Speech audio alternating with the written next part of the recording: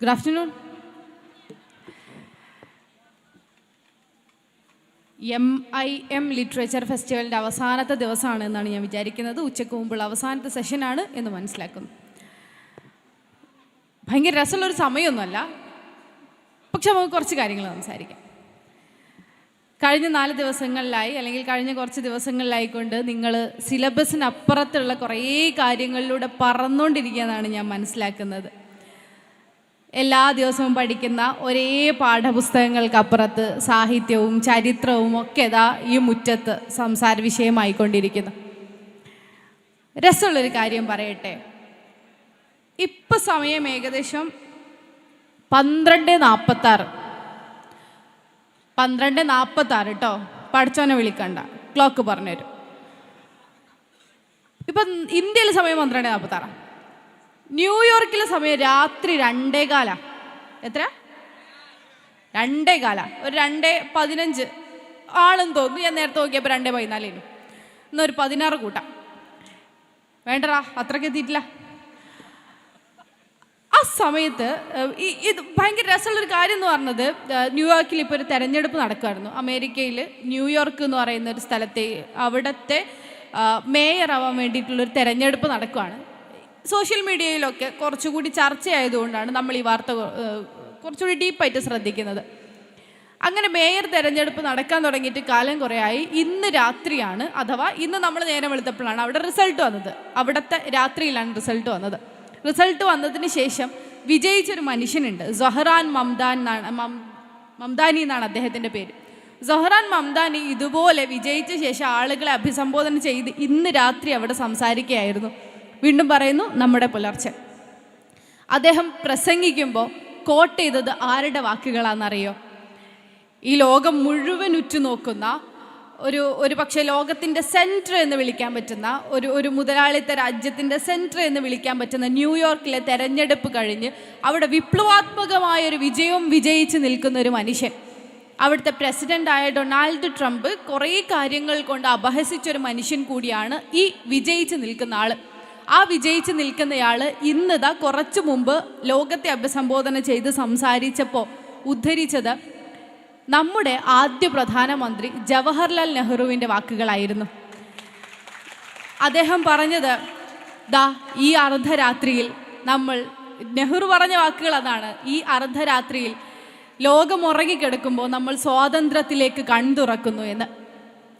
ഇന്ന് 2025 നവംബർ മാസം അത് ആവർത്തിച്ചുകൊണ്ട് ന്യൂയോർക്കിൽ ഇരുന്നുകൊണ്ട് ഒരു സൊഹറാൻ മംദാനി പറയുന്നു, ഇന്ന് ലോകം ഉറങ്ങിക്കിടക്കുമ്പോൾ നമ്മൾ പുതുമയിലേക്ക്, സ്വാതന്ത്ര്യത്തിലേക്ക് കൺതുറക്കുകയാണ് എന്ന്.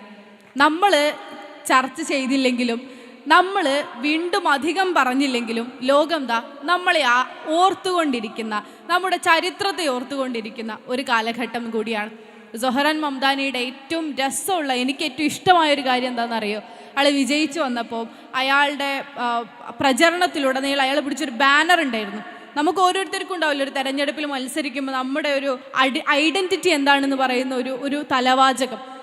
മംദാനീൻ്റെ തലവാചകം എന്തായിരുന്നു അറിയോ? Time is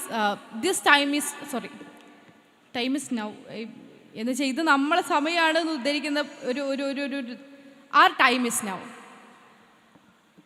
Our time is now.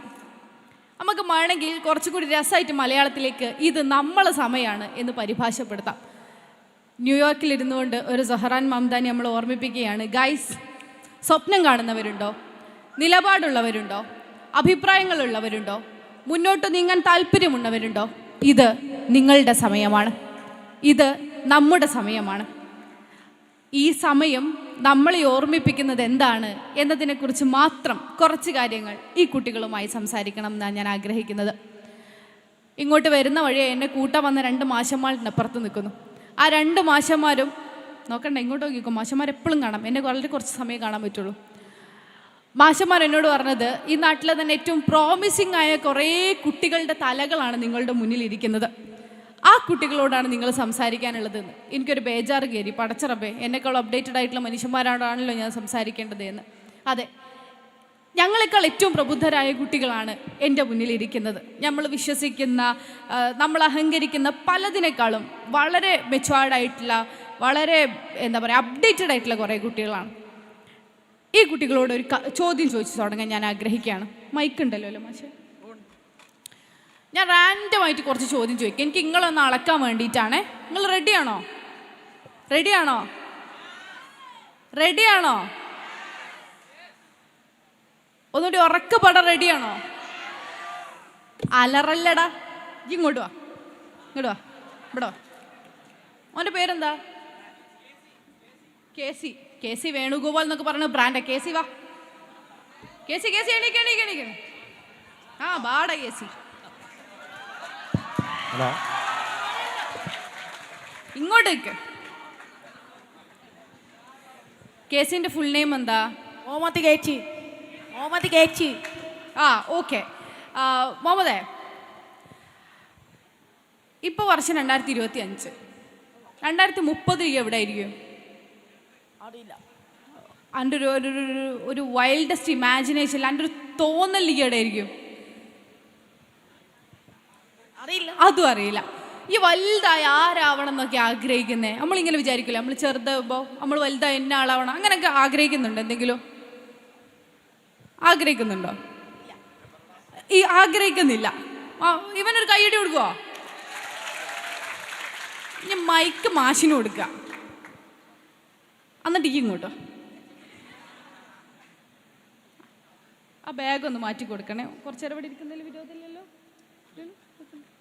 അവിടെ ഇരി.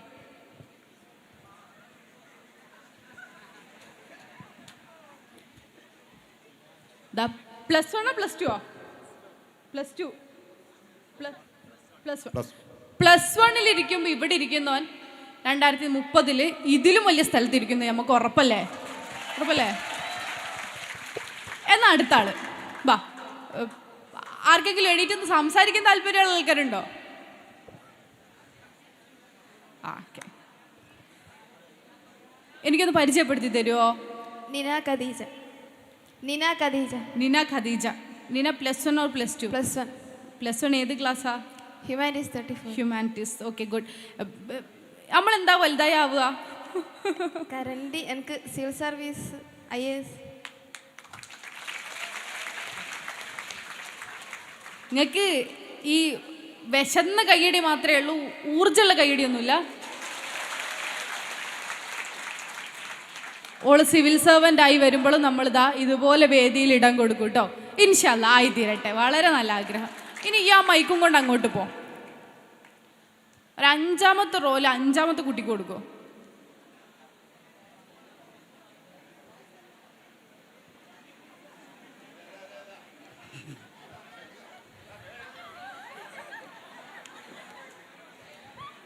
ഹലോ, പേര് പറഞ്ഞ് പരിചയപ്പെടുത്തിത്താ.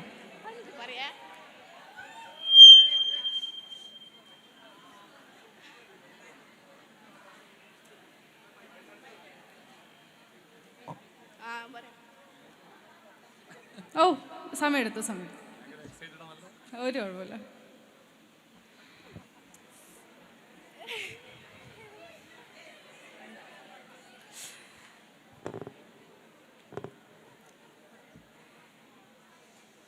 എൻ്റെ പേര് സാൻഫ. ആ ഓക്കെ ഗുഡ്. എയിം എന്താന്ന് പറ. അങ്ങനൊന്നുമില്ല. അതിന് നമുക്ക് കയ്യടി കൊടുത്തൂടെ? ഇനി ഇതേ ഉത്തരമുള്ള എത്ര ആൾക്കാർ ഇതിൻ്റെ ഉള്ളിലുണ്ട്?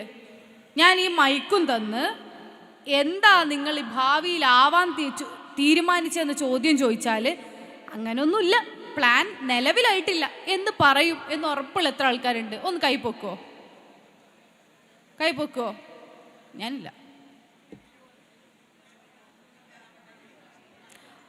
Okay good. സത്യസന്ധമായ ഉത്തരം പറഞ്ഞ കുട്ടികൾക്ക് അഭിനന്ദനങ്ങൾ. ഇനി നമുക്ക് ആൺകുട്ടികളുടെ ഭാഗത്തേക്ക് പോകും. വളരെ തീരുമാനിച്ചുറപ്പിച്ച ജീവിതത്തെക്കുറിച്ച് നല്ല ധാരണയുള്ള കുട്ടികളാണ് വരും. ഒരൊറ്റ കൈ ഇവിടുന്ന് പൊന്തിയിട്ടില്ല. അതുകൊണ്ട് ആ മൈക്കടേനു സോറി സാർ. ഇവിടെ ഏത് റോയിൽ ഏത് ആളെ പിടിക്കണം എന്ന് എനിക്ക് കൺഫ്യൂഷൻ ഉണ്ട്. എന്നാലും ഒരു 6ാമത്തെ റോയിൽ 3ാമത്തെ ആളെ ഞാൻ പിടിക്കാം.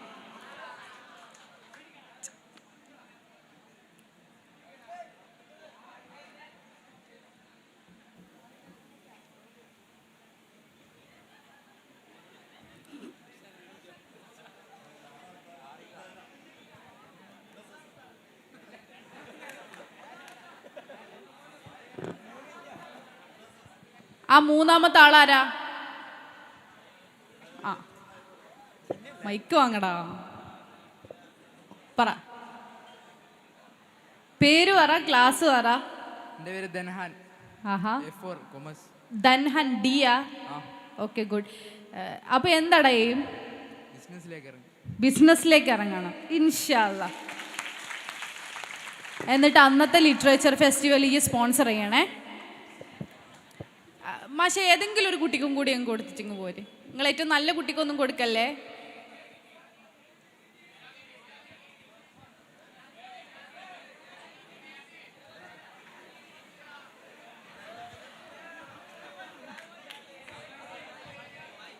അതെ അതെ, കുറെ ഫാൻസ് ഉള്ള ഒരാളില്ല, അയാൾക്ക് കൊടുക്കണ്ട, അപ്പുറത്തുള്ള ആൾക്ക് കൊടുക്കി. ആ എണീറ്റോ എണീറ്റോ, അന്നെ ഞാൻ സ്പോട്ട് ചെയ്തിക്ക്. ആ ഞാൻ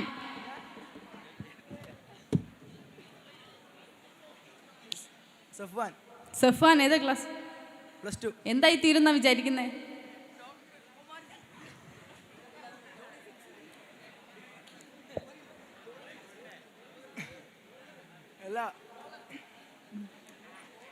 എഞ്ചിനീയർ.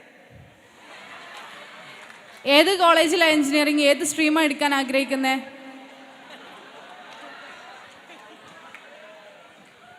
എഞ്ചിനീയറിംഗിൽ ഏതാടാ? Civil engineer. സിവിൽ പഠിച്ചാൽ നമ്മൾ എന്താവും?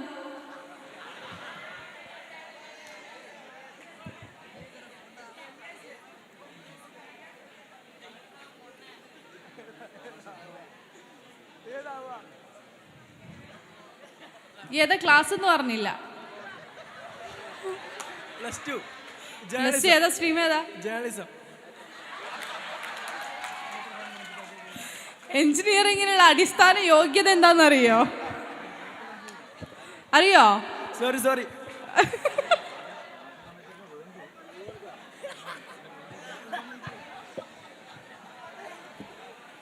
എന്നാ പറ, ഇതല്ലാണ്ട് എന്തായി തീരും? ഈ ജേർണലിസം എടുത്തോ എന്തുകൊണ്ടാ? ഹ്യൂമാനിറ്റീസ് ജേർണലിസം എടുത്തോ എന്തുകൊണ്ടാ?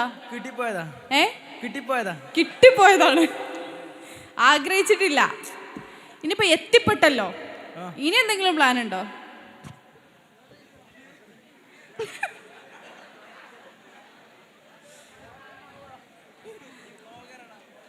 പറഞ്ഞോ, ഈ ധൈര്യമായിട്ട് പറഞ്ഞോ. ഇവരൊക്കെ അങ്ങ് ബ്ലറാക്കി കളഞ്ഞേക്ക്. മാഷന്മാരൊന്നും ഇവിടെ ഇല്ലാന്ന് അങ്ങ് കയറ്റിക്കോ. ഈ പറ. ബിസിനസ്സിലേക്ക് ഇറങ്ങും. ഓ, ടാക്ടിക്സ് എനിക്ക് ഇഷ്ടപ്പെട്ടു, വെച്ചോ, കുഴപ്പമില്ല. അപ്പൊ എന്തായാലും ഓൻ എവിടെയെങ്കിലൊക്കെ എത്തിപ്പെടും എന്നെനിക്ക് ഉറപ്പാ. ഒരു മിനിറ്റ് മാഷെ, ഓൻ്റെ കയ്യിൽ തന്നെ കൊടുത്തോളൂ. ഞാൻ ഓനെ വളണ്ടിയറായി പ്രഖ്യാപിച്ചു. ഇങ്ങോട്ട് വാ, ഇവിടെ ഇരുന്നു.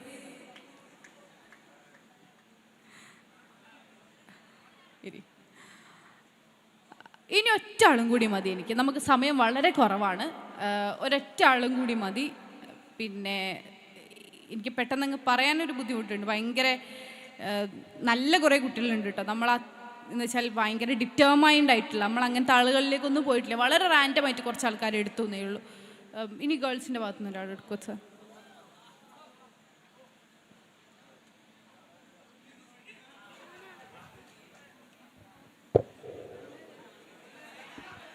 ഹായ്, പരിചയപ്പെടുത്തുവോ?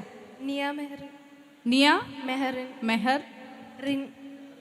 നിയ മെഹറിൻ. നിയ മെഹർ ഇൻ. ഓക്കെ, മനസ്സിലായി. എന്താടാ ആഗ്രഹിക്കുന്നേ? ഡോക്ടറാണ്. ഇൻഷാ അല്ലാ. ഇപ്പം സയൻസാണ് പഠിച്ചുകൊണ്ടിരിക്കുന്നത്. ഇനി ഇത് കഴിഞ്ഞിട്ട് എവിടെയാ പോവുക? അങ്ങനെ എന്തെങ്കിലും പ്ലാൻ ഉണ്ടോ നമുക്ക്? MBBS. ലൈക്ക് കോച്ചിങ് എടുക്കണോ അതോ നേരെ എൻട്രൻസ് എഴുതുമോ? നേരെ കിട്ടിക്കില്ല. ഇൻഷാ അല്ലാ, ഇൻഷാ അല്ലാ, ഇൻഷാ അല്ലാ. വീണ്ടും നിങ്ങളെ കയ്യടിക്ക് വിശന്ന് തുടങ്ങി, ദാരിദ്ര്യം പിടിച്ചു. ഒരു നല്ല കൈയടിതാ. Thank you so much. ഭയങ്കര ഡിഫറെൻ്റ് ആയിട്ടുള്ള കുറേ കുട്ടികളാണ് അവിടെ ഇരിക്കുന്നത്. പലരും പല ചിന്തകളുള്ള, പല ബാക്ക്ഗ്രൗണ്ടുള്ള, പല ആഗ്രഹങ്ങളില്ലാത്ത കുട്ടികളാണ്. ഇതിൽ നിന്നും വളരെ റാൻഡമായിട്ട് ഒരു 4-5 ആളുകളാണ് ഇവിടെ സംസാരിച്ചത്. പക്ഷെ ആ 4-5 ആളുകളെ വെച്ച് ഞാനൊരു ജനറലൈസ്ഡ് സ്റ്റേറ്റ്മെൻറ്റ് ഉണ്ടാക്കുന്നതിൽ നിങ്ങൾ എന്നോട് ക്ഷമിക്കണം. വളരെ ക്ലിയറായിട്ട് ഉത്തരം പറഞ്ഞ ഒരു ഭാവിയിലെ സിവിൽ സർവൻ്റ് ഇവിടെയുണ്ട്, ഒരു ഡോക്ടർ ഇവിടെയുണ്ട്, ഒരു എൻജിനീയർ ഇവിടെയുണ്ട്, ഒരു ബിസിനസ് മാൻ ഇവിടെയുണ്ട്. ആവാട്ടോ, ഇനി അവസരങ്ങളൊക്കെ ഉണ്ട് കേട്ടോ. സത്യമായിട്ടും എനിക്ക് വേണമെന്നുണ്ടെങ്കിൽ എനിക്ക് ഇനിയും എൻജിനീയർ ആവാട്ടോ. പിന്നെ ഈ +2 ഹ്യൂമാനിറ്റീസ് എടുത്തു പോയി എന്നുള്ളൊരു പ്രശ്നമൊന്നുമല്ല, അവസരം ഇനിയുണ്ട്. അപ്പം ഇങ്ങനെ പല ആഗ്രഹങ്ങളില്ല, എന്നാൽ ആഗ്രഹങ്ങളില്ലാത്ത കുറേ ആൾക്കാരുണ്ട്. ഇനി എല്ലാവരോടും കൂടി ഒരൊറ്റ ചോദ്യം എനിക്ക് ചോദിക്കാനുള്ളൂ. നിങ്ങൾക്ക് എന്തിനാ പഠിക്കണേ എന്നതിൽ നിങ്ങൾക്ക് ധാരണയുണ്ടോ? ഇല്ല. ഇല്ലാന്ന് സത്യസന്ധമായി പറഞ്ഞ ആൾക്കാരുടെ ഓക്കെ ഇവിടെ ഉണ്ട്. ഉണ്ടോ? ഇല്ല. ഉണ്ടോ? ഉണ്ടെന്ന് ഉറപ്പുള്ള ആൾക്കാരെ കൈവയ്ക്കുമോ? 1 2 ഡോക്ടറെ 3 4 5 6 ലെസ് ദാൻ 10. ഇനി ഒരു അഭിപ്രായം ഇല്ല എന്നുള്ള ആൾക്കാരൊന്ന് കൈപ്പൊക്കോ? 2 കൈപ്പൊക്കുന്ന ഫൗളാണേ. Okay, less than 10. ഞാൻ പറഞ്ഞില്ല, എനിക്ക് ഭയങ്കര വലിയൊരു കാര്യങ്ങളൊന്നും ഇവിടെ പറയാനില്ല. എനിക്ക് പറയാനുള്ളത് ചെറിയ കാര്യമാണ്. അഥവാ നിങ്ങളിവിടെ നിങ്ങളുടെ ജീവിതത്തിലെ ഏറ്റവും മനോഹരമായൊരു കാലഘട്ടത്തെ ചെലവഴിച്ചു കൊണ്ടിരിക്കുകയാണ്. ക്ലിഷേ ഡയലോഗാണ്, ഏത് സമയത്തും നിങ്ങൾക്ക് ഉപയോഗിക്കാവുന്ന ഒരു ഡയലോഗ്. നിങ്ങൾ കോളേജിൽ പോയാലും പറയാം, +2 പഠിച്ചാലും പറയാം, ഹൈസ്കൂളിൽ പഠിച്ചാലും പറയാം, വേണമെങ്കിൽ LKG കുട്ടിയോട് പറയാം, നിൻ്റെ ജീവിതത്തിലെ ഏറ്റവും മനോഹരമായൊരു കാലഘട്ടമാണ് നീ ചെലവഴിച്ചു കൊണ്ടിരിക്കുന്നത് എന്ന റെഡിമെയ്ഡ് ഡയലോഗ്. പക്ഷേ സത്യമായിട്ടും നിങ്ങളുടെ ജീവിതത്തിൽ ഏറ്റവും മനോഹരമായൊരു സമയത്തെയാണ് നിങ്ങളിവിടെ ചെലവഴിച്ചു കൊണ്ടിരിക്കുന്നത്. പറഞ്ഞ പോലെ എല്ലാത്തിനും ലൈസൻസ് കിട്ടാനുള്ള 18ലേക്ക് നിങ്ങൾക്ക് വളരെ കുറച്ച് ദൂരങ്ങൾ കൂടി ബാക്കിയുള്ളൂ. നിങ്ങളിപ്പോഴും വീട്ടിലെ കുട്ടിയാണ്, എന്നാൽ മുതിർന്നതാണ് എന്ന് അവകാശപ്പെടാൻ പറ്റുന്ന ഒരു സമയമാണ്. നിങ്ങളുടെ ജീവിതത്തിൽ ഒറ്റയ്ക്ക് തീരുമാനങ്ങൾ എടുക്കാനും പറയാനും അതിനെക്കുറിച്ച് അഭിപ്രായങ്ങൾ പറയാനും ഒക്കെ പറഞ്ഞ് തുടങ്ങുന്ന ഒരു സമയമാണ്. നിങ്ങളുടെ നെറ്റ്വർക്കിങ്ങിനെ ഏറ്റവും വലുതാക്കാൻ പറ്റുന്നൊരു സമയമാണ്. ആ ഏറ്റവും മനോഹരമായൊരു സമയത്തെ നിങ്ങൾ സ്കൂളിൽ കിടന്ന് വേസ്റ്റ് ചെയ്യണോ എന്ന ചോദ്യം വീണ്ടും ഞാൻ ചോദിക്കുന്നു. അധ്യാപകർ ക്ഷമിക്കുക. ഈ നല്ലൊരു സമയം നിങ്ങൾക്ക് എന്തൊക്കെ ചെയ്യാം. രാവിലെ എഴുന്നേറ്റ് വൈകുന്നേരം വരെ റീല് കാണുകയോ സ്നാപ്പിൽ അപ്ഡേറ്റ് ചെയ്യുകയോ ചെയ്താൽ എന്തൊരു മനസ്സമാധാനം കിട്ടുന്നുണ്ടെങ്കിൽ പിന്നെ എന്തോന്നിനാണ് നമ്മൾ ഈ സ്കൂളിൽ സമയം ചെലവഴിച്ചുകൊണ്ടിരിക്കുന്നത്? നമ്മൾക്കൊട്ടും വിശ്വാസമില്ലാത്ത പരീക്ഷാ സമ്പ്രദായങ്ങൾക്ക് പുറകെ ഓടി A+ കിട്ടി, A+ കിട്ടാതെ അതിനു വേണ്ടി വിഷമിച്ച് ആത്മഹത്യ ചെയ്ത് എന്തിനാണ് നമ്മൾ ഈ സമയത്തെ വേസ്റ്റ് ആക്കിക്കൊണ്ടിരിക്കുന്നത്? എൻ്റെ ജീവിതത്തിൽ ഒരിക്കലും ഉപയോഗപ്പെടില്ല എന്നുറപ്പുണ്ടായിട്ടും വീണ്ടും നിങ്ങൾ ഈ രാവിലെ യൂണിഫോമും കെട്ടിവലിച്ച് സ്കൂളിലേക്ക് വന്ന് ഉച്ചഭക്ഷണം ലിമിറ്റഡായി തിന്ന് വൈകുന്നേരം എന്തിനാണ് തിരിച്ചു പോയിക്കൊണ്ടിരിക്കുന്നത് എന്നിത്യാദി ചോദ്യങ്ങൾ നിങ്ങൾക്ക് മുന്നിലുണ്ട്. ഈ ചോദ്യങ്ങൾക്ക് ഒരുപക്ഷെ എൻ്റെ മുന്നിലോ മൈക്കിലോ ഉത്തരം പറഞ്ഞില്ലെങ്കിലും നിങ്ങളുടെ ഉള്ളിലൊരു ഉത്തരം ഉണ്ടാവുമെന്ന് കൂടി ഞാൻ പ്രതീക്ഷിക്കുകയാണ്. മാഷന്മാർ വിചാരിക്കും ഇയാൾ ഈ പെണ്ണിനൊന്നും വലിച്ചു കെട്ടി കൊണ്ടുവരുന്നില്ല എന്ന്. നാളെ സ്കൂളിനെ കുട്ടികൾ പോയാലും കഴിഞ്ഞല്ലോ. പക്ഷെ അല്ല, ഞാനൊരു ഉത്തരം കൂടി കൂട്ടിച്ചേർക്കാൻ ആഗ്രഹിക്കാം. ഈ മനോഹരമായൊരു കാലഘട്ടത്തെ നിങ്ങൾ സ്കൂളിൽ ചെലവഴിക്കുന്നത് നിങ്ങളുടെ ജീവിതത്തിൻ്റെ വിധി നിർണ്ണയിക്കാൻ തന്നെയാണ്. നിങ്ങളുടെ ജീവിതത്തിൻ്റെ വിധി നിർണ്ണയിക്കാൻ തന്നെയാണ്. ഇതൊരു പക്ഷെ നിങ്ങളുടെ തിരഞ്ഞെടുപ്പാവില്ല. 18 വയസ്സ് വരെ ഇന്ത്യയിലെ നിയമപ്രകാരം മെജോറിറ്റി ആക്ട് പ്രകാരം 18 വയസ്സ് വരെ ഒരു കുട്ടി ചൈൽഡാണ്, കുട്ടിയാണ്, മുതിർന്ന ഒരു മനുഷ്യനല്ല.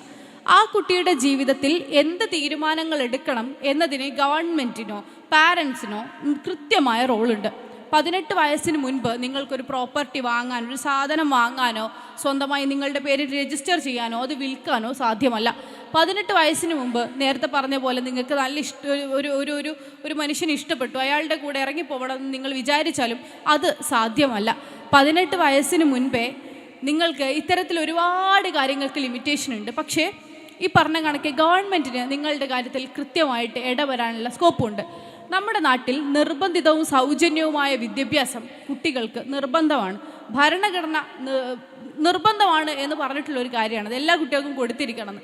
നിങ്ങൾ ഇഷ്ടപ്പെട്ടാലും ഇല്ലെങ്കിലും കുട്ടികൾ പഠിച്ചിരിക്കണം. കുട്ടികൾ പഠിച്ചിട്ടില്ലെങ്കിൽ അത് ആരുടെ പോരായ്കയാണ്?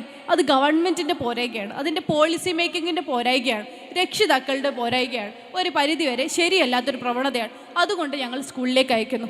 അല്ല, പകരം ഒരു കുട്ടി വളരുന്ന സമയത്ത് അവരുടെ പിയർ ഗ്രൂപ്പ്, അവരുടെ ഒപ്പമുള്ള മനുഷ്യർ, അവരോട് എങ്ങനെ ഇടപഴകി ജീവിക്കണം എന്നുള്ളതിനൊക്കെ ഏറ്റവും നല്ല വിദ്യാഭ്യാസം കിട്ടുന്നൊരിടം സ്കൂൾ തന്നെയാണ്. ഈ കാലത്ത് നമുക്കൊരു സ്കൂളിൽ പോയി പഠിക്കണം എന്നൊരു നിർബന്ധമില്ല. ഇവിടെ തന്നെ 10ാം ക്ലാസ് പരീക്ഷ കഴിഞ്ഞ് വന്ന കുട്ടികളാണല്ലോ നിങ്ങൾ. SLC പരീക്ഷയ്ക്കടക്കം തലേ ദിവസത്തെ ചില സ്വകാര്യ ട്യൂഷൻ സെൻറ്ററുകളുടെ മാരത്തൺ ലൈവ് കണ്ട് പരീക്ഷ എഴുതി പാസ്സായ കുട്ടികൾ ഉറപ്പായും ഇതിനകത്തുണ്ടാവും. ഒരു അധ്യാപകനോ അധ്യാപികയോ കഴിഞ്ഞ വർഷം 360 ദിവസം അല്ലെങ്കിൽ 300 ദിവസം 200 പ്രവൃത്തി ദിവസങ്ങൾ നിങ്ങളെ പഠിപ്പിച്ചതിനേക്കാൾ കൂടുതൽ ഇമ്പാക്റ്റ്ഫുൾ ആയിട്ട് ചിലപ്പോൾ നിങ്ങൾക്ക് ആ തലേന്നത്തെ പരീക്ഷ പേപ്പർ മുൻനിർത്തിയുള്ള ഒരു വാല്യുവേഷൻ വളരെ പ്രധാനപ്പെട്ടതായി തോന്നിയേക്കാം. സ്വാഭാവികമായും ഈ കാലത്ത് ചോദ്യം വരും, പിന്നെ എന്തിനാ നമ്മൾ ഈ സ്കൂളിൽ പോയി സമയം കളയുന്നതെന്ന്. പല ദിവസത്തെ ഒരു മാരത്തൺ ലൈവ് സെഷനിൽ ഇരുന്നാൽ നിങ്ങൾക്ക് പരീക്ഷ എഴുതാം. നിങ്ങൾക്ക് സ്കൂളിൽ എവിടെയും പോവാതെ ഹോം സ്കൂളിംഗ് വളരെ കൃത്യമായിട്ട് നടത്താം. അല്ലെങ്കിൽ ഈ പറഞ്ഞ കണക്കെ ട്യൂഷൻ സെൻറ്ററുകൾ ഓൺലൈനിൽ നിങ്ങളുടെ മൊബൈൽ ഫോണിൽ 24 മണിക്കൂർ ലഭ്യമാണ്. ഈ മൊബൈൽ ഫോണും കുത്തിയിരുന്ന് നിങ്ങൾക്ക് നിങ്ങളുടെ ജീവിതം മുന്നോട്ട് കൊണ്ടുപോകാം. പരീക്ഷ എഴുതാൻ പോലും നമുക്ക് സ്കൂളുകളുടെ ആവശ്യമില്ലല്ലോ എന്ന് ആലോചിക്കാം. ഇനി പരീക്ഷ പോട്ടെ, ഇതൊന്നും അല്ലാത്ത കുറേ ലൈഫ് സ്കിൽസാണ് നിങ്ങളുടെ ലക്ഷ്യമെന്നിരിക്കെ നിങ്ങൾക്ക് നല്ലൊരു ബിസിനസ്മാൻ ആവാൻ 18 വയസ്സിൻ്റെ സർട്ടിഫിക്കറ്റിൻ്റെ ആവശ്യമില്ല. നിങ്ങൾ നല്ലൊരു കച്ചവടക്കാരനാവാൻ ഈ പ്രായത്തിലും നിങ്ങൾക്ക് സാധ്യമാണ്. പക്ഷെ നിങ്ങൾ നല്ലൊരു കച്ചവടക്കാരനാവാനല്ല സ്കൂളിൽ വരാനാണ് തീരുമാനിക്കുന്നത്, അല്ലെങ്കിൽ നിങ്ങളുടെ രക്ഷിതാവോ ഈ ഗവൺമെൻറ്റോ നിങ്ങൾ സ്കൂളിലിരിക്കാനാണ് താല്പര്യപ്പെടുന്നത്, ഈ രാജ്യം നിങ്ങൾ സ്കൂളിലിരിക്കാനാണ് താല്പര്യപ്പെടുന്നത്. അയ്യോ, 12ാം വയസ്സിൽ നല്ലൊരു സംരംഭകനാവുമായിരുന്ന ഇവൻ്റെ എല്ലാ ശേഷിയും ഈ സ്കൂളിംഗ് സമ്പ്രദായം നഷ്ടപ്പെടുത്തി എന്ന് നിങ്ങൾ വിചാരിക്കേണ്ട. നമ്മൾ നമ്മുടെ റീലുകളിൽ നിരന്തരമായി കാണുന്ന മോട്ടിവേഷൻ സ്പീക്കേഴ്സിൻ്റെ സംസാരങ്ങളിൽ നിരന്തരമായി കാണുന്ന ഒരു വലിയ വാചകമുണ്ട്, ഡ്രോപ്പ് ഔട്ട്സ് ആണ് ഈ ലോകത്തെ സൃഷ്ടിച്ചതെന്ന്. ഈ ലോകത്തെ ഏറ്റവും നല്ല സംരംഭകരൊക്കെ സ്കൂളിലെ ഡ്രോപ്പ് ഔട്ട്സ് ആയിരുന്നു. അവർ ഡിഗ്രി വാങ്ങിയിട്ടില്ല, അവരവരുടെ കോൺവൊക്കേഷനിൽ പങ്കെടുത്തിട്ടില്ല. നമ്മൾ ഒരുപാട് ആളുകളുടെ പ്രസംഗവും കേട്ടിട്ടുണ്ട്. ആ പ്രസംഗങ്ങളിലൊക്കെ അവർ പറഞ്ഞിട്ടുണ്ട്, ഞാൻ ഇവിടുത്തെ അഭിമാനപൂർവ്വം ഞാൻ ഇവിടെ നിൽക്കുന്നത് ഈ സ്കൂളിലെ അല്ലെങ്കിൽ ഈ കോളേജിലെ ഒരു ഡ്രോപ്പ് ഔട്ട് ആയിക്കൊണ്ടാണ്. പക്ഷേ നിങ്ങളെ അഭിസംബോധന ചെയ്യാൻ എനിക്ക് സാധിക്കുന്നു. എൻ്റെ ക്ലാസ്സിൽ നിന്ന് ഞാൻ തോറ്റു, എൻ്റെ കൂടെയുള്ള കുട്ടികളെല്ലാം ജയിച്ചു. ആ ജയിച്ച കുട്ടികളെല്ലാം ഇന്ന് എൻ്റെ എംപ്ലോയീസാണ്, ഞാൻ അവരുടെ മുതലാളിയാണ്. നമുക്കെപ്പോഴും ഭയങ്കരമായി മോട്ടിവേഷൻ തരുന്ന കുറേ വാചകങ്ങളാണ്. സ്കൂളിൽ പോയവരൊന്നും ലോകം സൃഷ്ടിച്ചിട്ടില്ല എന്ന്. പക്ഷേ നമ്മുടെ കൺകെട്ടി മറക്കുന്ന കുറേ വാർത്തകളാണ്, അല്ലെങ്കിൽ നമ്മൾ പകുതി മാത്രം കേട്ടിട്ടുള്ള പകുതി സത്യങ്ങൾ മൂടി വെച്ചിട്ടുള്ള കുറേ വാർത്തകളാണ്. അല്ല, ഒരു സ്കൂളാണ് നിങ്ങളെ ഷേപ്പ് ചെയ്യുന്നത്. നിങ്ങൾ എവിടെയാണോ ജീവിക്കുന്നത്, നിങ്ങൾ ഏത് മനുഷ്യരുടെ കൂടെയാണോ ജീവിക്കുന്നത്, അതാണ് നിങ്ങളുടെ ഈ പ്രായത്തെ ഷേപ്പ് ചെയ്യുന്നത്. നിങ്ങൾക്ക് ഈ സ്കൂളിലും പഠിക്കാം, മറ്റൊരു സ്കൂളിലും പഠിക്കാം, നിങ്ങൾക്ക് ഇഷ്ടമുള്ള ഏത് സ്കൂളിലും പഠിക്കാം. വിദ്യാഭ്യാസ നിലവാരം തീരെ താഴെയുള്ളൊരു സ്കൂളിൽ വേണമെങ്കിൽ നിങ്ങൾക്ക് ജോയിൻ ചെയ്യാം. വിദ്യാഭ്യാസ നിലവാരം ഏറ്റവും മുകളിലുള്ളൊരു സ്കൂളിലും നിങ്ങൾക്ക് ജോയിൻ ചെയ്യാം. ആ സ്കൂളിൽ എവിടെ പഠിച്ചാലും ഞാനല്ലേ എന്ന് നിങ്ങൾക്ക് വിചാരിക്കുകയും ചെയ്യാം. അല്ല, ഏത് സ്കൂൾ തിരഞ്ഞെടുക്കുന്നു എന്നതിൽ നിങ്ങളല്ലാതാവുന്നുണ്ട്.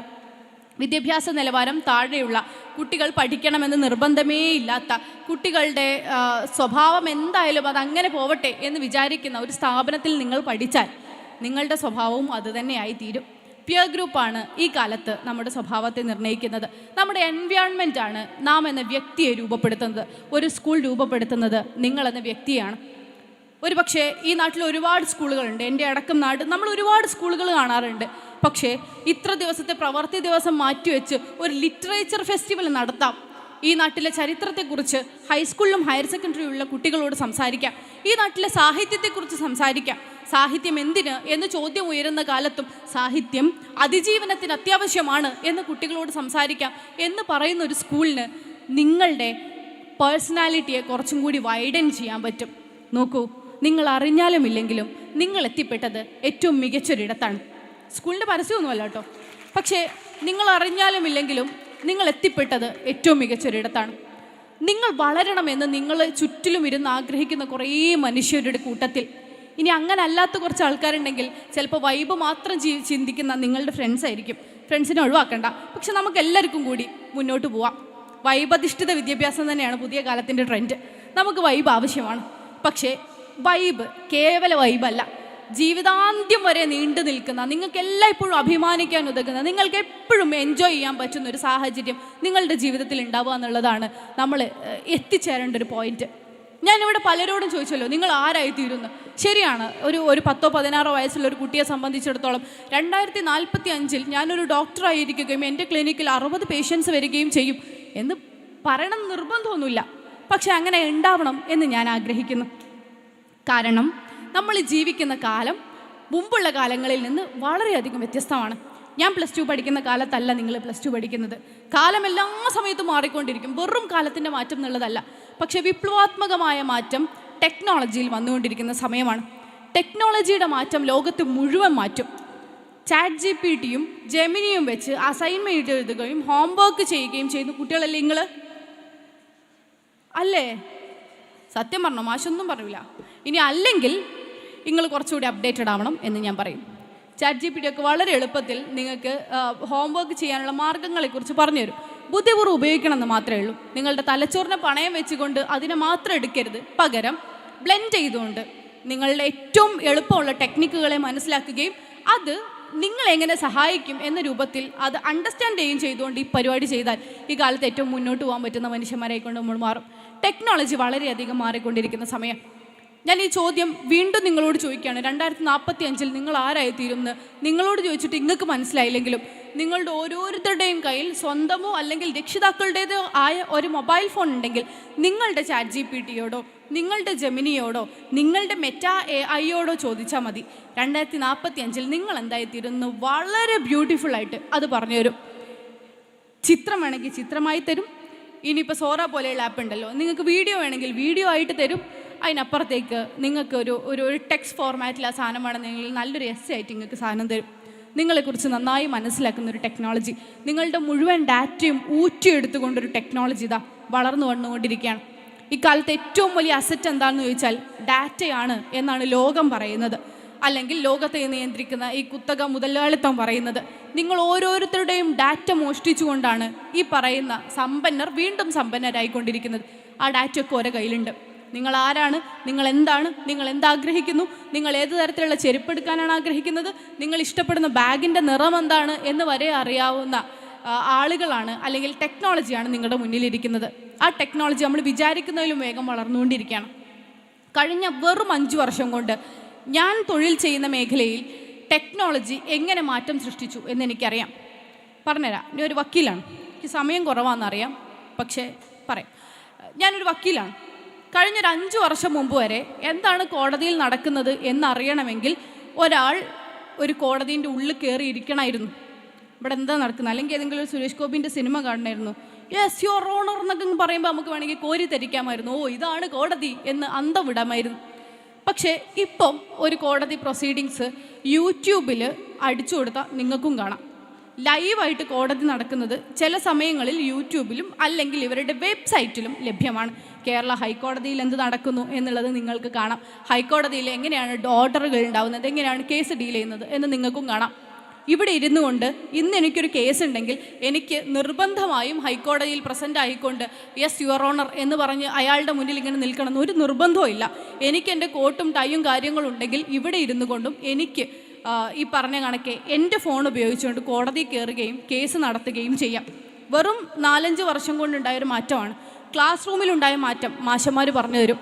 ഒരു പക്ഷേ അവർ വിചാരിച്ചിട്ടില്ലാത്ത മാറ്റമാണ്. വീട്ടിലിരിക്കുന്ന കുട്ടികളോട് ലൈവായിക്കൊണ്ട് ക്ലാസ് എടുക്കുന്ന ഒരു സമ്പ്രദായം ദാ ഈ സമയത്ത് വരും എന്നുള്ളത്. ഇങ്ങനെ എല്ലാ കാര്യത്തിലും കഴിഞ്ഞൊരു 5 വർഷം കൊണ്ട് ചെറിയ മാറ്റം ഉണ്ടായിട്ടുണ്ട്. പക്ഷേ ഇനിയുള്ള 5 വർഷങ്ങളിൽ ഉണ്ടാവാൻ പോകുന്നത് വലിയ മാറ്റമാണ്. ഈ 5 വർഷം കൊണ്ട് ഏതൊരാൾക്കും കോടതി കാണാം എന്നാണ് എന്നുണ്ടെങ്കിൽ ഇനി വരാൻ പോകുന്ന 5 വർഷം അല്ലെങ്കിൽ 10 വർഷം കൊണ്ട് ഉണ്ടാവാൻ പോകുന്നത് മനുഷ്യൻ്റെ പോലും ആവശ്യമില്ലാത്ത കോടതി ആയിരിക്കും എന്ന് നമുക്ക് വിചാരിക്കാം. ഏറ്റവും നന്നായി നിയമത്തെ ഇൻറ്റർപ്രറ്റ് ചെയ്യാൻ പറ്റുന്ന ആളുകൾ, ഞാൻ ഒറ്റ സൂത്രം പറഞ്ഞുതരാം. നിങ്ങൾക്ക് നാട്ടിലാർക്കെങ്കിലും സമൻസോ കാര്യങ്ങളൊക്കെ വന്നാലേ നമ്മൾ സാധാരണ വക്കീലിനെ വിളിക്കില്ല, വക്കീലെ സമൻസ് വന്ന് എന്താ ചെയ്യുക, കോടതി പോകണമെന്ന്, അല്ലെങ്കിൽ ഇതുപോലെ കേസുമായി ബന്ധപ്പെട്ട് എന്ത് വിഷയം ഉണ്ടായാലും ഇതിനൊന്നും ആവശ്യമില്ല. നിങ്ങൾ ഇതിൻ്റെ ഒരു ഫോട്ടോ എടുത്തിട്ട് ChatGPTയിലോ അല്ലെങ്കിൽ ജെമിനിയിലോ ഇട്ട് കൊടുത്താൽ മതി. എന്താണ് സെക്ഷൻ, ബെയിലബിൾ ആണോ, അതിന് ജാമ്യം കിട്ടുമോ ഇല്ലയോ, എന്താണ് പണിഷ്മെൻറ്റ് എന്നുള്ളത് ആര് പറഞ്ഞുതരും? ഇവർ പറഞ്ഞുതരും. നിങ്ങൾക്കൊരു രോഗം ഉണ്ടെങ്കിൽ രോഗത്തിനുള്ള മെഡിസിനും ഇവർ തന്നെ പറഞ്ഞുതരും. ഇത് എനിക്ക് ഭയങ്കര ബേജാറ്. നിർത്തിട്ടോ എന്ന് ഇപ്പം ആരോ പറയും എന്ന് വിചാരിച്ചാണ് ഞാൻ ഓരോ നിമിഷവും നിന്നുകൊണ്ടിരിക്കുന്നത്. ഇല്ല കുഴപ്പമില്ല, ഞാൻ നിർത്തും, പക്ഷെ കുറച്ചും കൂടി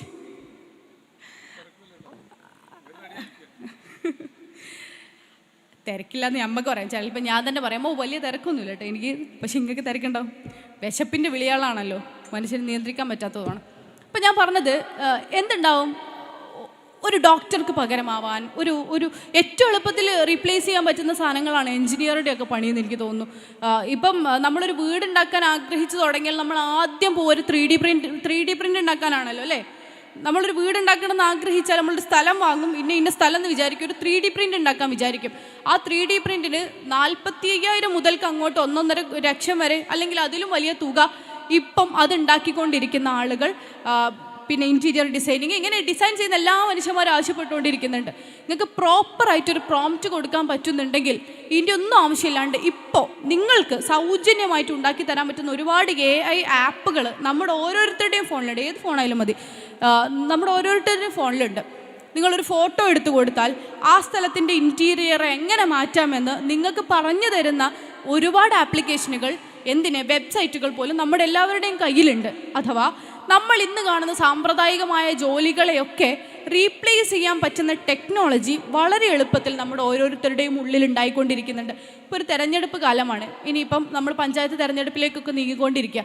ഈ തെരഞ്ഞെടുപ്പിൻ്റെ ഏറ്റവും വലിയ ട്രെൻഡ് നിങ്ങൾ കണ്ടിട്ടുണ്ടാവും. സ്ഥാനാർത്ഥികളുടെ പ്രഖ്യാപനം വന്നത് മുതൽ അവരുടെ AI വീഡിയോസാണ് വന്നുകൊണ്ടിരിക്കുന്നത്. അവരിങ്ങനെ നടക്കുന്നു, അവരെ പറ്റിയുള്ള ചെറിയ ചെറിയ ബാക്ക്ഗ്രൗണ്ട് സ്കോർ ഉണ്ടാവുന്നു, ബാക്ക്ഗ്രൗണ്ടിൽ വോയിസ് ഓവർ ഉണ്ടാവുന്നു, ഇയാൾ ആരാണെന്ന് പറയുന്നു. ഇത് കംപ്ലീറ്റ്ലി ഒരു AI സിസ്റ്റം ഉണ്ടാക്കിയ സാധനമാണ്. ഇയാൾ അവിടെ വന്ന് നിന്നിട്ട് പോലുമില്ല, അയാളാണ് സ്ഥാനാർത്ഥി എന്ന് അയാൾ ഇതുപോലൊരു മൈക്കിൽ പറഞ്ഞിട്ട് പോലുമില്ല. പക്ഷേ AI കൃത്യമായി ആ വീഡിയോ ഉണ്ടാക്കിക്കൊണ്ടിരിക്കുന്നു. എന്ന് വെച്ചാൽ സ്ഥിരമായി ആർക്കൊക്കെ ഉണ്ടായിരുന്ന തൊഴിലാണ് ഒരു ക്യാമറാമാന്, ഒരു വീഡിയോ എഡിറ്റർ, ഇങ്ങനെ പല ആളുകളിലൂടെ പോവേണ്ടുന്ന തൊഴിൽ ഒരൊറ്റ കമ്പ്യൂട്ടറിന് മുന്നിലിരിക്കുന്ന മനുഷ്യൻ്റെ പ്രോംപ്റ്റ് കൊണ്ട് സാധ്യമാവുന്നു. തൊഴിൽ മേഖലകളൊക്കെ റീപ്ലേസ് ചെയ്യപ്പെടുമോ എന്ന് നമുക്ക് ഭയക്കാവുന്ന ഒരു കാലം.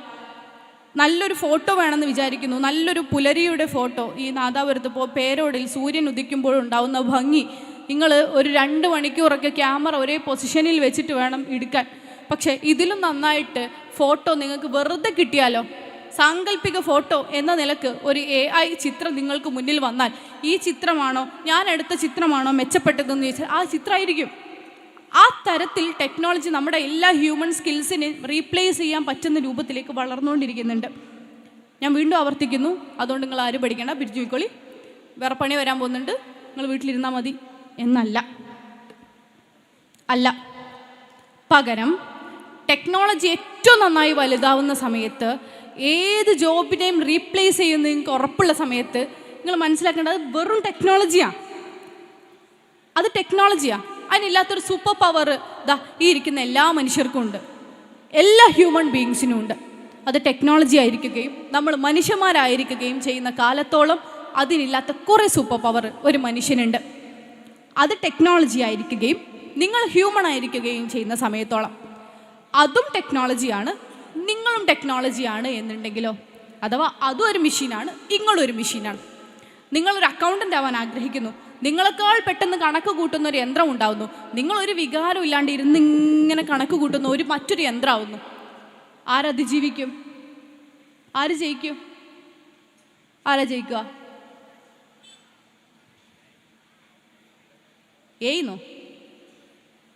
ആരാ ജയിക്കുക? ഷെടാ, ആര് ജയിക്കൂ?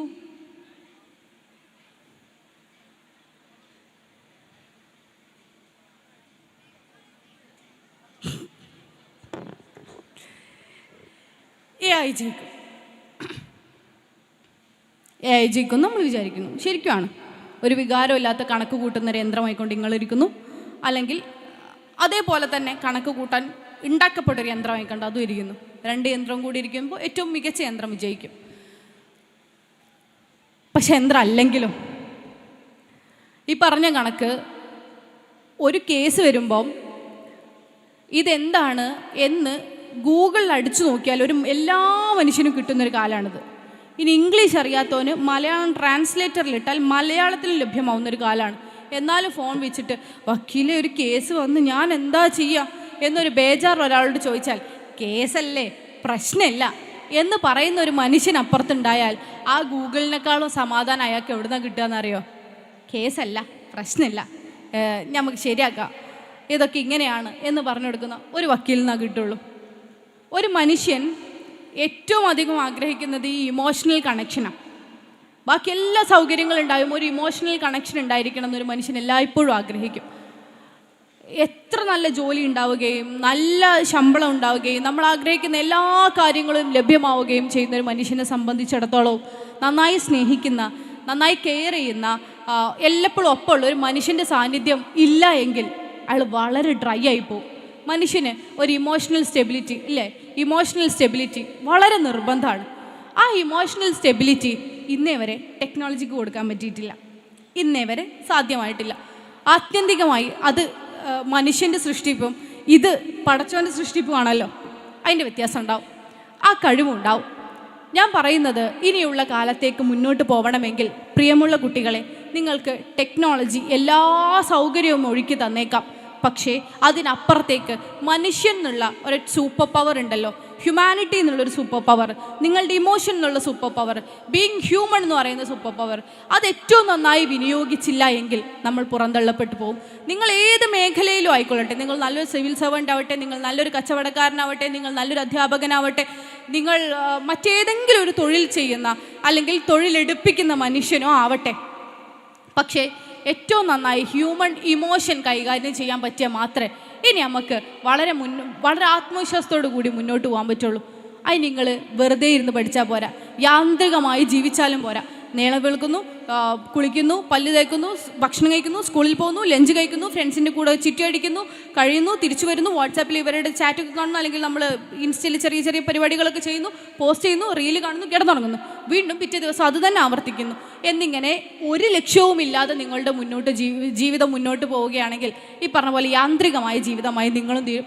എന്തെങ്കിലും ഒരു പ്രശ്നം വന്ന പടച്ചോനെ ഞാനിതെങ്ങനെ ഹാൻഡിൽ ചെയ്യും എന്ന് മനസ്സിലാവാത്ത ഒരു ജീവിതത്തിലേക്ക് നമ്മൾ മുന്നോട്ട് പോകും. നമ്മുടെ സോഷ്യൽ മീഡിയ നമ്മളോട് ചെയ്യുന്ന ഏറ്റവും വലിയ ക്രൈം എന്താണെന്ന് ഞാൻ പറയട്ടെ. എന്നുവെച്ചാൽ നിങ്ങളുടെ ഇൻസ്റ്റഗ്രാമോ സ്നാപ്പോ വാട്സാപ്പോ നിങ്ങളോട് ചെയ്യുന്ന ഏറ്റവും വലിയ സാധനം, സോഷ്യൽ മീഡിയ എന്ന് പറയുന്ന ഈ ഒരു സാധനം തന്നെ പ്രവർത്തിക്കുന്നത് നിങ്ങളെ ബ്രെയിനിനെ ഓഫാക്കിയിട്ടാണ്. ഈ സാധനം ഇങ്ങോട്ട് വന്നു, റീല് വന്നു, ഒരൊറ്റ കാര്യം ചെയ്യാനാണ് ഞാൻ എൻ്റെ ഫോൺ എടുത്തത്. പക്ഷെ ഒരു റീല് വന്നു, ഞാനത് സ്വൈപ്പ് ചെയ്തു, രണ്ടാമത്തെ റീല് വന്നു, സ്വൈപ്പ് ചെയ്തു, മൂന്നാമത്തെ റീല് വന്നു, സ്വൈപ്പ് ചെയ്തു. ഒരു 1.5 മണിക്കൂർ കഴിയുമ്പോഴാണ് ഞാൻ മനസ്സിലാക്കുക 1.5 മണിക്കൂറാണ് പോയതെന്ന്. അതുവരെ എനിക്കതൊരു 5 മിനിറ്റായിട്ടേ ഫീൽ ചെയ്യുള്ളൂ. 1.5 മണിക്കൂർ കഴിഞ്ഞാൽ ഭയങ്കര ഗിൽറ്റും തോന്നും, ഓഫ് എൻ്റെ വിലപ്പെട്ട 1.5 മണിക്കൂറാണല്ലോ പോയതെന്ന്. പക്ഷെ ആ 1.5 മണിക്കൂറിൻ്റെ പ്രത്യേകത, ആ 1.5 മണിക്കൂർ നിങ്ങൾ ബ്രെയിനിനെ ഓഫാക്കിയിട്ട് ഇമോഷനെ ഓണാക്കിയിട്ടാണ് ഈ സോഷ്യൽ മീഡിയ പ്രവർത്തിച്ചത്. നിങ്ങൾ എത്രത്തോളം സമയം അത് ഉപയോഗിക്കുന്നുവോ അത്രത്തോളം സമയം നിങ്ങളുടെ ബ്രെയിനിനെ ഡെഡാക്കുകയും ഇമോഷനെ ഓണാക്കുകയാണ് ചെയ്യുന്നത്. ഇമോഷണലി നമുക്ക് ഭയങ്കര റോളർ കോസ്റ്റർ പോലെ ഇങ്ങനെ മുന്നോട്ട് പോവാം. ചിലപ്പോൾ ഹൈ ആവും, ചിലപ്പോൾ ലോ ആവും, ചിലപ്പോൾ വിഷമം വരും. ഇപ്പം നമ്മൾ ഗസയിലെ യുദ്ധത്തെക്കുറിച്ച് ഒരു റീല് കാണും, നമുക്ക് ഭയങ്കര ഇടങ്ങേറ് വരും. തൊട്ടപ്പുറത്ത് പിസയെക്കുറിച്ചൊരു ആഡ് കാണും, നമുക്ക് ഭയങ്കര കൊതി വരും. ഇതും കഴിയുന്ന ഉടനെ തന്നെ നമ്മൾ ഏതെങ്കിലും ഒരു കോമഡി റീല് കാണും, നമുക്ക് ചിരി വരും. ഒരു 5 സെക്കൻഡിൽ 3 ഇമോഷൻ നമ്മുടെ ഉള്ളിൽ കൂടി കടന്നുപോയി. നമുക്ക് ഇമോഷണലി ഇങ്ങനെ ഭയങ്കര രസം, ഒരു ഡോപ്പമൈൻ റഷ് ഇങ്ങനെ ഉണ്ടായിക്കൊണ്ടിരിക്കുക. രസങ്ങൾ, പ്രയാസങ്ങളൊന്നും ഇല്ലാത്തൊരു മൊമെൻറ്റ്, ഇങ്ങനെ നമ്മൾ ഇമോഷനെ വെച്ച് കളിച്ചുകൊണ്ടിരിക്കുക. പക്ഷെ അത്രയും സമയം എന്താണെന്നറിയോ, നിങ്ങൾ ബ്രെയിൻ ഡെഡാണ്. നമ്മൾ എത്ര സമയം ഇതിൻ്റെ ഉപയോഗം കൂട്ടുന്നുവോ അത്രയും സമയം നമ്മുടെ ജീവിതത്തിൽ നിന്ന് അതിൻ്റെ ഈ ബ്രെയിനിൻ്റെ വർക്കിംഗ് അത് ഓഫാക്കിയിടുന്നു. അത് ഓഫാക്കിയിടരുത് കേട്ടോ. കാരണം ഈ പറഞ്ഞ പോലെ നിങ്ങളുടെ ഡാറ്റ മുഴുവൻ ഇവരുടെ കയ്യിലുണ്ട്. നിങ്ങളുടെ ബ്രെയിനും കൂടി നിങ്ങൾ ഇവർക്ക് അങ്ങ് കൊടുത്തു കഴിഞ്ഞാലുണ്ടല്ലോ, ഒരു മനുഷ്യൻ എന്നുള്ള നിലയിൽ ഇമോഷണലി അല്ലെങ്കിൽ ഒരു ഫിസിക്കലി അല്ലാതെ നിങ്ങൾ ഡെഡായി കഴിഞ്ഞു എന്നാണ് അതിനർത്ഥം. ഇനിയുള്ള കാലത്ത് നിങ്ങൾ ആ ബ്രെയിൻ ഉപയോഗിക്കണം. ഞാൻ പറഞ്ഞല്ലോ, നമുക്ക് എല്ലാ സൗകര്യങ്ങളും ഉള്ളൊരു സമയം ഉണ്ടായേക്കാം, എല്ലാ സൗകര്യങ്ങളും. ഇപ്പം ഞാൻ ഇരിക്കുകയാണ്, എനിക്ക് ഒന്നും ചെയ്യാതെ വെറുതെ ഇരിക്കാനാണ് ആഗ്രഹം. എനിക്ക് അതിനുള്ള എല്ലാ സൗകര്യങ്ങളും ഉണ്ട്. ഞാൻ ഭക്ഷണം എല്ലാ സമയത്തും ഞാൻ സ്വിഗ്ഗിയിൽ ഫുഡ് ഓർഡർ ചെയ്തുകൊണ്ടിരിക്കുന്നു. ഫുഡ് എൻ്റെ വീട്ടിൽ വരുന്നു, ഞാൻ കഴിക്കുന്നു, ഞാൻ ഇരിക്കുന്നു, ഞാൻ എൻ്റെ പണിയെടുക്കുന്നു. ഞാൻ IT റിലേറ്റഡ് ജോബാണ് ചെയ്തുകൊണ്ടിരിക്കുന്നത്. അപ്പം ഞാൻ ജോലി ചെയ്യുന്നുണ്ട്, ഞാൻ ഭക്ഷണം കഴിക്കുന്നുണ്ട്, ഞാൻ എൻ്റർടൈൻ ചെയ്യുന്നുണ്ട്, ഒക്കെ ചെയ്യുന്നുണ്ട്. ഞാൻ മടി പിടിച്ചിരിക്കുകയും ചെയ്യുന്നുണ്ട്. പക്ഷെ അതെൻ്റെ ഹെൽത്തിനെ ബാധിക്കും, ഉറപ്പായും അതെൻ്റെ ഹെൽത്തിനെ ബാധിക്കും. ഞാൻ നന്നായി കഴിക്കുന്നതെല്ലാം ഫാസ്റ്റ് ഫുഡ് ആണെങ്കിൽ അതെൻ്റെ ഹെൽത്തിനെ ബാധിക്കും. എനിക്കെല്ലാം ഉണ്ടല്ലോ, പറയുമ്പോൾ എല്ലാം ഉണ്ട്, പൈസ ഉണ്ട്, ജോലിയുണ്ട്, സന്തോഷമുണ്ട്, എല്ലാം ഉണ്ട്. പക്ഷെ അതെൻ്റെ ഹെൽത്തിനെ കൊന്നുകൊണ്ടിരിക്കുകയാണ്, അതെൻ്റെ ആരോഗ്യത്തെ കൊന്നുകൊണ്ടിരിക്കുകയാണ്. എനിക്ക് എൻ്റെ ആരോഗ്യമുള്ള ശരീരമാണെങ്കിൽ ഞാൻ എന്ത് ചെയ്യും? ഇതൊക്കെ അവിടെ നിൽക്കുക തന്നെ, ഇതൊക്കെ അങ്ങ് ഒഴിവാക്കിയേക്കാം. ഞാൻ ഇനി മുതൽ IT ജോബ് ഉപേക്ഷിക്കുകയാണ്, ഞാൻ കിളക്കാൻ ഇറങ്ങുകയാണ്, അതോടുകൂടി എൻ്റെ ഹെൽത്ത് റെഡിയാവും എന്ന് വിചാരിക്കേണ്ട. ഹെൽത്ത് റെഡിയാവാൻ നിങ്ങൾ ഇതൊക്കെ അവശേഷിപ്പിക്കുകയും ഭക്ഷണത്തിൽ ചെറിയ മാറ്റം വരുത്തുകയും എല്ലാ ദിവസവും ഒരു അരമണിക്കൂറോ 1 മണിക്കൂറോ വർക്കൗട്ട് ചെയ്യും ചെയ്താൽ മതി. ജിമ്മിൽ പോവുക, വീട്ടിലേതെങ്കിലും മെഷീനൊക്കെ കൊണ്ടുവന്ന് വർക്കൗട്ട് ചെയ്യുകയോ ചെയ്താൽ മതി. അതോടുകൂടി നമ്മളെന്തായി? ഹെൽത്ത് ബാലൻസായി. ഈ പറഞ്ഞ പോലെ ലൈഫും ബാലൻസായി.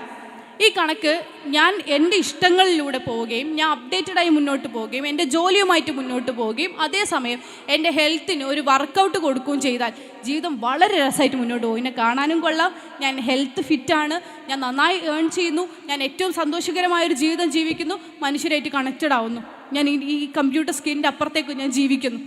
ഭയങ്കര ബാലൻസ്ഡ് ആയിട്ട് ലൈഫല്ലേ?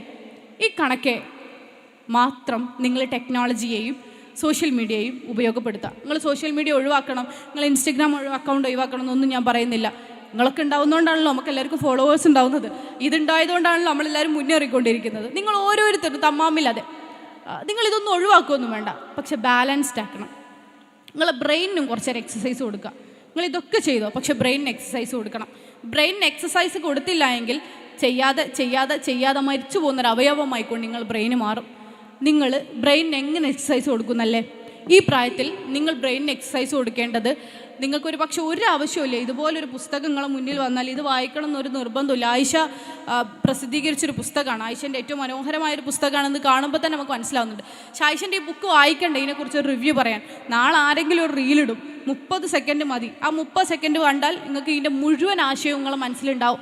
ആരെങ്കിലും ആയിഷൻ്റെ ബുക്ക് എങ്ങനെയുണ്ട് ചോദിച്ചാൽ ആയിഷൻ്റെ ബുക്ക് അടിപൊളിയാണ്, ഇതിൻ്റെ ഉള്ളിൽ പറയുന്ന കഥ ഇതാണ്, ഇതിൻ്റെ ക്യാരക്ടേഴ്സ് ഇതാണെന്നൊക്കെ നിങ്ങൾക്ക് പറഞ്ഞു കൊടുക്കാൻ പറ്റും.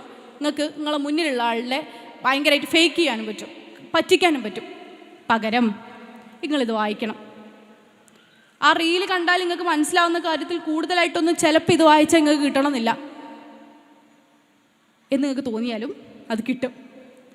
ഇത് വായിക്കുന്നത് ഒരു എക്സസൈസാണ്. ആർക്കുള്ള എക്സസൈസ്? നിങ്ങൾ ബ്രെയിനിലുള്ള എക്സസൈസാണ്. നിങ്ങൾ പുതിയ ഇൻഫർമേഷൻസ് കൊടുത്തുകൊണ്ടിരിക്കുക, നിങ്ങൾ പുതിയ ഡാറ്റ കൊടുത്തുകൊണ്ടിരിക്കുകയാണ്, നിങ്ങൾ ഇതുവരെ ആരും കാണാത്ത സാധനങ്ങൾ കേൾപ്പിച്ചുകൊണ്ടിരിക്കുകയാണ്. ChatGPTയോ അല്ലെങ്കിൽ ജെമിനിയോ സംസാരിക്കുന്ന ഭാഷ അവൻ്റെ അടുത്തുള്ളത് എന്താണോ അത് വെച്ചിട്ടാണ്. ഓൻ്റെ അടുത്ത് ഇന്നേ വരെ കിട്ടിയ ഡാറ്റ വെച്ചിട്ട് ഓന് സംസാരിക്കാൻ പറ്റും. ഓൻ ഇന്നേ വരെ കിട്ടാത്ത ഡാറ്റയാണ് ഈ പേരോടിൻ്റെ മണ്ണിൽ ഉറങ്ങിക്കിടക്കുന്നത്. ഇവിടുത്തെ ചരിത്രം എന്താണ് എന്ന്, നമ്മുടെ സാഹിത്യ സംസ്കാരം എന്താണ് എന്നത്, നമ്മൾ കടന്നു വന്ന വഴി ഏതാണ് എന്നുള്ളത്, നമ്മുടെ സിനിമ എന്താണെന്നുള്ളത്, നമ്മുടെ പാട്ട് എന്താണെന്നുള്ളത്, നമ്മുടെ ഭാഷ എന്താണെന്നുള്ളത്, ഇതാർക്കെ അറിയുമെന്നറിയോ? നിങ്ങളെ വീട്ടിൽ കിടക്കുന്ന വല്യമ്മക്ക് അറിയുള്ളൂ, നിങ്ങളുടെ വീടിന് തൊട്ടടുത്തുള്ള അയൽവാസികൾക്ക് അറിയുള്ളൂ. ഇവിടെ പൂക്കുന്ന ചെമ്പരത്തി പൂവ് ഏതൊക്കെ തരത്തിലുള്ളതാണ് എന്നറിയണം. നിങ്ങൾ തൊടുക്ക് ഇറങ്ങിയേ, പറമ്പിലേക്ക് ഇറങ്ങിയേ പറ്റുള്ളൂ. ഈ എന്ന് വെച്ചാൽ ഇവർക്ക് കിട്ടാത്ത ഡാറ്റ കൊണ്ട് നിങ്ങളുടെ ബ്രെയിനിനെ നിങ്ങൾ ഫീഡ് ചെയ്യണം. നിങ്ങൾ വർക്ക് ചെയ്യണം, നിങ്ങൾ പുസ്തകം വായിക്കണം, നിർബന്ധമായിട്ടും നിങ്ങൾ പുസ്തകങ്ങൾ വായിക്കണം. ഈ പറഞ്ഞ കണക്കെ ട്രെൻഡിങ് ആവുന്ന സ്റ്റോറി ഇടാൻ ഒരു കവർ ചിത്രം ഉണ്ടാക്കാൻ ഒന്നുമല്ല നിങ്ങൾ പുസ്തകം വായിക്കേണ്ടത്. ഇതിൻ്റെ ഉള്ളിലെ കാര്യങ്ങൾ അറിയാൻ നിങ്ങൾ വായിക്കണം. അപ്പം നിങ്ങൾ ബാക്കിയുള്ള എല്ലാ മനുഷ്യനേക്കാൾ കുറച്ചും കൂടി ഒരു കഴിവുള്ള, ഒരു സൂപ്പർ ഹ്യൂമൻ കഴിവുള്ള ഒരു മനുഷ്യനായി തീരും. നിങ്ങൾ എഴുതണം. എഴുതാൻ നിങ്ങൾക്ക് കഴിയൂല എന്നുണ്ടെങ്കിലും നിങ്ങൾ നിരന്തരം പരിശ്രമിച്ച് എഴുതിക്കൊണ്ടേയിരിക്കണം. കാരണം അത് വീണ്ടും നിങ്ങൾക്കൊരു എക്സസൈസാണ്. നിങ്ങളുടെ ബ്രെയിനിനെ നിങ്ങൾ പണിയെടുപ്പിച്ചുകൊണ്ടിരിക്കുക. നിങ്ങൾ സ്വപ്നം കാണണം.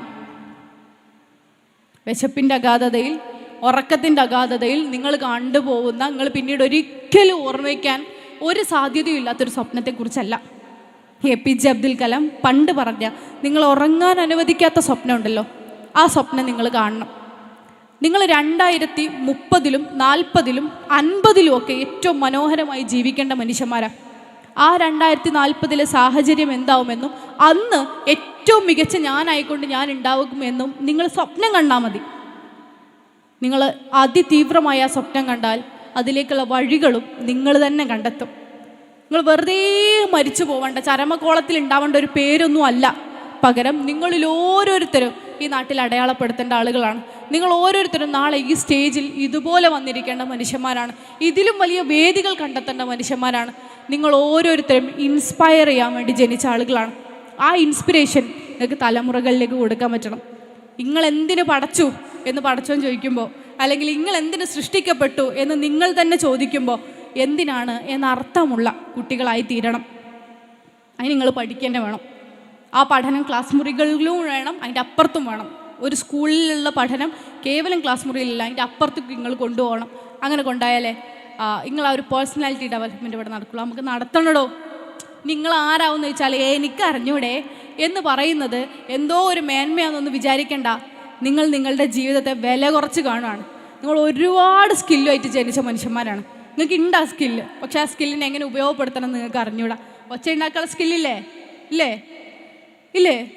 ബഹളം ഉണ്ടാക്കാനുള്ള സ്കില്ലില്ലേ? ഇല്ലേ? ഇല്ലെങ്കിൽ ആർജിച്ചെടുത്തോ.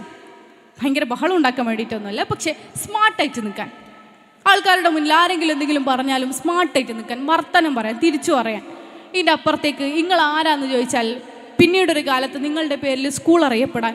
ഞാൻ വരുന്ന വഴിയിൽ എന്നോടൊരാൾ പറഞ്ഞല്ലോ അവരൊക്കെ പഠിച്ച സ്കൂളാണ് എന്ന് പറയുമ്പോൾ നമ്മൾ ഇതിനെ മനസ്സിലാക്കുമല്ലോ. ഇതുപോലെ നിങ്ങൾ ഓരോരുത്തരും പഠിച്ച സ്കൂളായിക്കൊണ്ട് പിന്നീട് ഇത് അറിയപ്പെടട്ടെ. അയ്യേ ഞാനോ എന്ന് വിചാരിക്കേണ്ട. നിങ്ങൾ ഓരോരുത്തരും അതിനുള്ള മനുഷ്യന്മാരാണ്. അത് നിങ്ങൾ തിരിച്ചറിയുന്നത് വരെ മാത്രം. നിങ്ങൾ തിരിച്ചറിയാത്തിടത്തോളം കാലം ഈ പറഞ്ഞ നിങ്ങൾ യാന്ത്രികമായ ജീവിതം ഉണ്ടാവും. യാന്ത്രികമായി ജീവിക്കരുത് കേട്ടോ. ചരിത്രം അറിയുന്ന, സാമൂഹിക ബോധ്യമുള്ള, ഈ പറഞ്ഞ പോലെ സർഗാത്മകതയുള്ള കുട്ടികളായിട്ട് നിങ്ങൾ മുന്നോട്ട് പോയാൽ ബാക്കി എല്ലാ കുട്ടികളെക്കാൾ കൂടുതലായിക്കൊണ്ട് നിങ്ങൾ ഭയങ്കര വേവ്സ് ഉള്ള ആൾക്കാരാവും. ഭയങ്കര ഒരു എന്താ പറയുക, കണ്ടൻറ്റഡ് ആയിട്ടുള്ള മനുഷ്യന്മാരാവെന്നറിയില്ലേ? അങ്ങനെ ആയാലേ നമുക്ക് അതിജീവിക്കാനും പറ്റൂ, മനോഹരമായി ജീവിക്കാനും പറ്റും.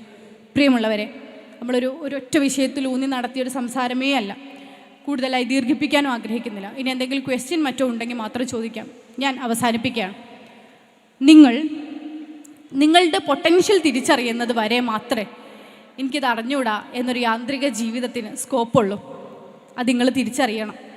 ഇതിനപ്പുറത്തേക്ക് നിങ്ങൾ ഓരോരുത്തരും ഭയങ്കര രസമായിട്ട് ജീവിക്കാൻ അർഹതയുള്ള മനുഷ്യന്മാരാണ്. അത് നിങ്ങൾ തന്നെ മനസ്സിലാക്കണം. കേവലമായ പഠനത്തിനപ്പുറത്തേക്ക് ചരിത്രബോധവും സാമൂഹിക ബോധവും രാഷ്ട്രീയ ബോധവും ഉള്ള കുട്ടികളായാൽ മാത്രമേ ഡെപ്തുള്ള കുട്ടികളാവാൻ പറ്റുള്ളൂ. എന്ന് വെച്ചാൽ രസമായിട്ട് മുന്നോട്ട് പോകാൻ പറ്റുന്ന കുട്ടികളാവുള്ളൂ. ആ സ്വപ്നങ്ങളുടെ കഴിവിൽ വിശ്വസിക്കുക. നിങ്ങളുടെ കഴിവിൽ തന്നെ ആത്മവിശ്വാസമുള്ള കുട്ടികളാവുക. കേവലമായ പഠനത്തിനപ്പുറത്തും ഈ കാലഘട്ടത്തെ നിങ്ങൾ ഏറ്റവും മനോഹരമായി വിനിയോഗിക്കുക എന്ന് മാത്രം ഓർമ്മിപ്പിച്ചുകൊണ്ട് ഞാൻ എൻ്റെ വാക്കുകൾ ഉപസംഹരിക്കുന്നു. ഏവർക്കും നന്ദി. ജയ് ഹിന്ദ്.